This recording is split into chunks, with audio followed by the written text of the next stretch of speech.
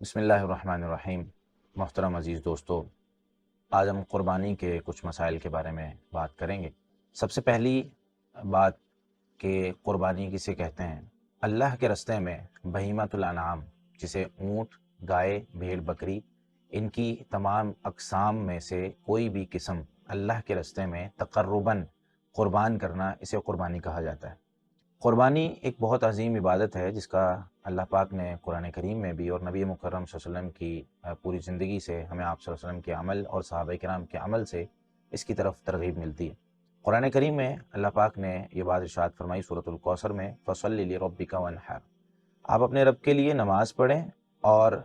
قربانی کیجیے۔ سیدنا عبداللہ بن عباس رضی اللہ تعالیٰ عنہما اس کی تفسیر میں ارشاد فرماتے ہیں کہ عید الاضحیٰ کے دن قربانی کرنے کی طرف اللہ پاک نے اس آیت میں اشارہ کیا ہے، اور جمہور مفسرین بھی اسی کے قائل ہیں۔ حدیث میں نبی مکرم صلی اللہ علیہ وسلم کا جو ہے وہ عمل ذکر کرتے ہوئے سیدنا انس بن مالک رضی اللہ تعالیٰ عنہ ارشاد فرماتے ہیں کہ نبی مکرم صلی اللہ علیہ وسلم 2 مینڈے جن کا رنگ سفید اور سیاہ تھا وہ قربان کیا کرتے تھے، اور آپ صلی اللہ علیہ وسلم بسم اللہ اللہ اکبر کہہ کر اپنے ہاتھ سے قربان کرتے تھے۔ اسی طریقے سے دوسرا مسئلہ یہ ہے کہ قربانی کا حکم کیا ہے، یعنی قربانی فرض ہے یا سنت ہے۔ تو اس میں صحیح بات یہ ہے کہ قربانی کرنا سنت مؤکدہ ہے، یعنی اس کی بہت زیادہ ترغیب دی ہے اسلام نے، اور ہر صاحب استطاعت کو کرنی چاہیے، چھوڑنی نہیں چاہیے۔ اس کے دلائل کیا ہیں؟ حدیث میں آتا ہے، صحیح مسلم میں 5232 نمبر روایت ہے، سیدہ ام سلمہ رضی اللہ تعالیٰ عنہ ارشاد فرماتی ہیں کہ بے شک نبی مکرم صلی اللہ علیہ وسلم نے یہ بات ارشاد فرمائی، اذا دخلت العشر واراد احدکم ان یضحی، جب ذوالحجہ کے پہلے 10 دن شروع ہو جائیں، یعنی ذوالحجہ کا مہینہ شروع ہو جائے، وَأَرَادَ أَحَدُكُمْ أَن يُضَحِّيَ، اور تم میں سے کوئی قربانی کرنا چاہے، اس کا ارادہ رکھے، تو پھر وہ اپنے بال اور اپنے ناخن نہ کاٹے۔ تو اس میں علماء کرام کہتے ہیں کہ نبی مکرم صلی اللہ علیہ وسلم نے قربانی کا ارادہ کرنے کا کہا کہ کوئی شخص اگر قربانی کا ارادہ کرے، یعنی آپ صلی اللہ علیہ وسلم نے واجب نہیں قرار دیا۔ اور اسی طریقے سے سیدنا ابو بکر اور سیدنا عمر رضی اللہ تعالیٰ عنہما سے بھی یہ بات ثابت ہے کہ وہ استطاعت کے باوجود قربانی نہیں کرتے تھے۔ جس طرح کہ سنن صغیر امام بہقی رحمۃ اللہ علیہ کی، اس میں 1813 نمبر روایت ہے جس کو شیخ البانی رحمہ اللہ نے ارواء الغلیل میں صحیح قرار دیا ہے۔ اس میں سیدنا حذیفہ الغفاری رضی اللہ تعالیٰ عنہ کہتے ہیں، ادرکت ابا بکر او رأیت ابا بکر و عمر لا یضحیان کراہیۃ ان یقتدی بہما، وہ کہتے ہیں کہ میں نے سیدنا ابو بکر اور عمر رضی اللہ تعالیٰ عنہ کو دیکھا کہ وہ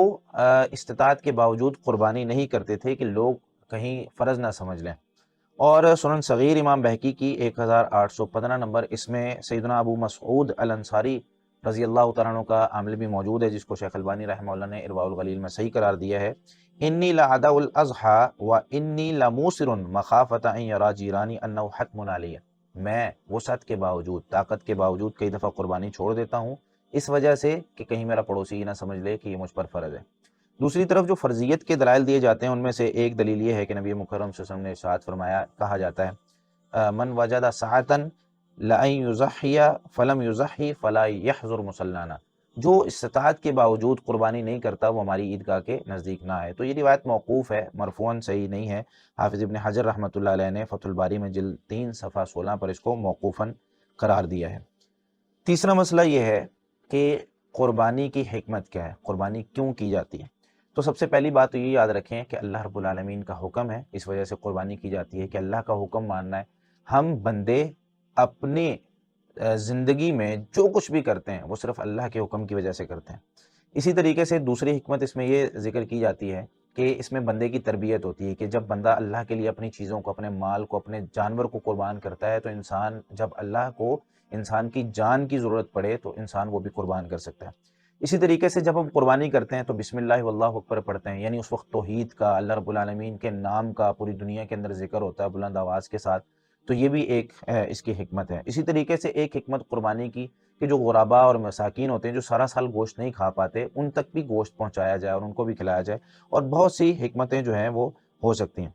اس کے بعد ہم بات کریں گے قربانی کی شروط کے بارے میں کہ اس کی شرطیں کیا ہیں۔ سب سے پہلی شرط یہ ہے کہ قربانی کرنے والا وہ اللہ رب العالمین کے لیے خالص قربانی کرے، یعنی کسی اور مقصد کے لیے نہ ہو، کسی رشتہ دار کو دکھانے کے لیے کہ بھائی میرے پاس تو بھائی اس دفعہ میں نے بہت مہنگا جانور، بڑا جانور لیا ہے، یہ ریاکاری ہو جائے گی، اور جب ریاکاری آ جائے گی تو ہمارا عمل جو ہے وہ برباد ہو جائے گا۔